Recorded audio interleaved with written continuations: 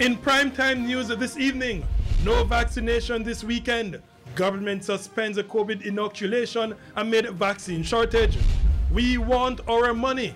Nurses press government on payments for work done in vaccination blitz. And doctors in a limbo. More than 100 medics sweating over contract renewal.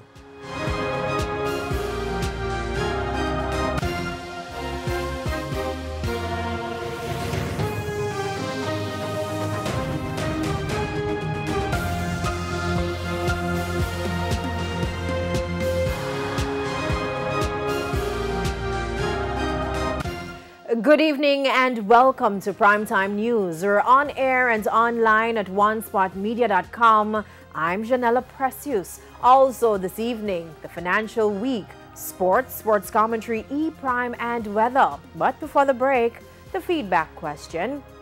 And this evening, we are asking, what are your thoughts on the Jamaica Public Service Company's application for a tariff increase this year? You can share comments online, facebook.com/televisionjamaica and tweet us at televisionjam. Please stay with us. Primetime News returns after this break.